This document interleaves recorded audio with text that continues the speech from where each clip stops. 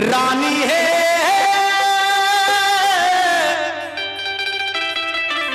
हे सुलोचना सासू से अरजिया करती न है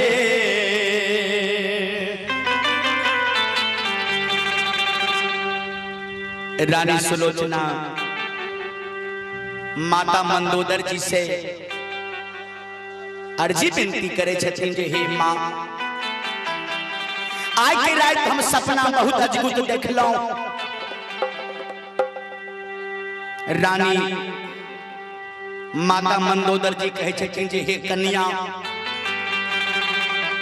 हे बहुरानी हे दुल्हिन अहाँ सपना में की देखलौ बताबू न। रानी सुलोचना के आंख में आंसू जा रहे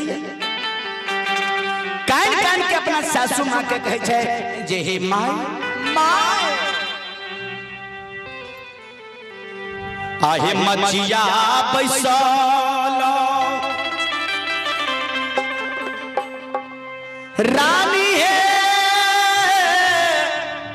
हे सुलोचना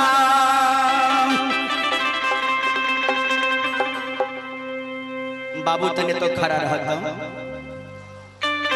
गमछा लावा। माता मंदोदर जी खड़ा छथिन। रानी सुलोचना अपना सासू मां से अर्जी विनती करे छथिन जे हे माय का भला हे सासू मां बोला जे सासू जी है सापा नाहे देखली गई बरया जगू तसे है लंका लंका का ढटा का मगर डोलई है सासू है सापा देखा बरया जगू तसे लंका लंका का ढटा का माग डोलई हे सासू है सपाना है देखलिए बरया जगू तसे लंका लंका को ढटा का मगा डोलई है सासू जी है सपना है देखली बरया जगू तसे लंका लंका का ढटा का मागा डोलई है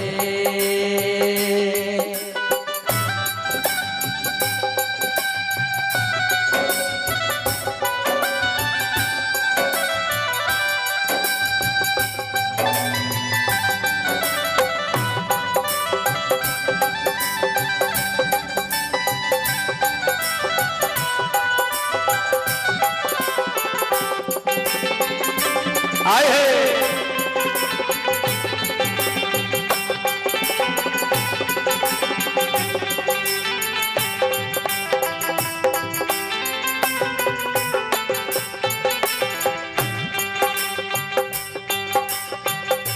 माता मंदोदर कहे छथिन जे हे कन्या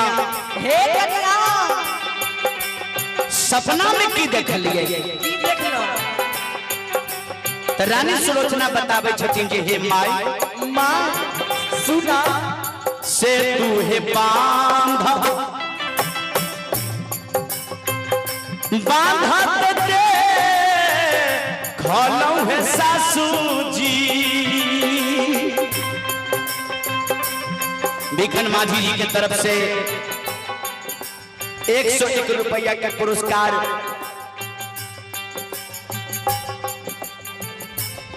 अशोक साहेब जी की तरफ से 101 रुपया के पुरस्कार दान की जाए, दाता की जाए।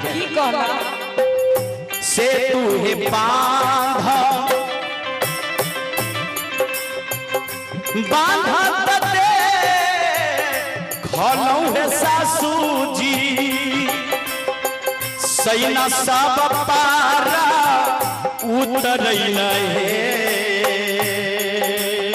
से तुम्हें बांधा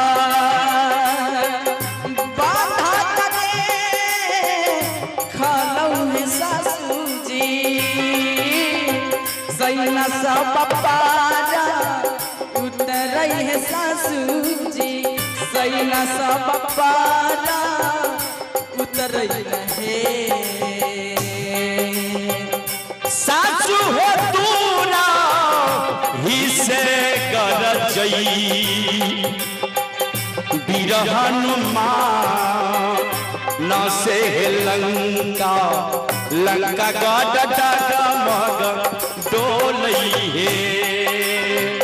सासू जी है तूरा ही से कर जई बिरहन न से लंका लंका गड डगमग डोलई हे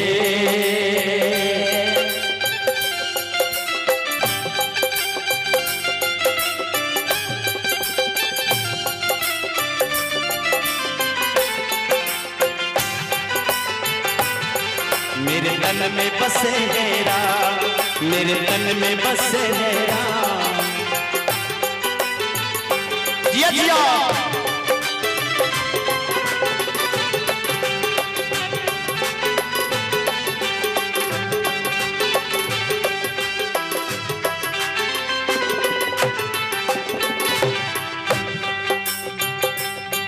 हे सासू माय बोला आप हमरा नहीं कहल जाइए बोला रानी सुलोचना काने छे सासू माय के कान कान के मां मां मां हे होइते परात युद्ध होइते भारी हे सासू स्वामी हमर मारल जैतै पलमुआ पिया हमर मारल जैतै सजनावा राजा हमर मारल जैतै नहीं होइते बरात युद्ध होइते भारी है सासू जी सैना हमर मारा जैतै पलमुआ पिया हमर मारा जैतै हे देखियो अहाँ छी स्वर्गीय भरत माझी जी के पत्नी इनका तरफ से 51 रुपया के पुरस्कार होइते परात युद्ध होइते भारी हे सासू स्वामी हमर मारल जैतै नहीं और अहाँ छी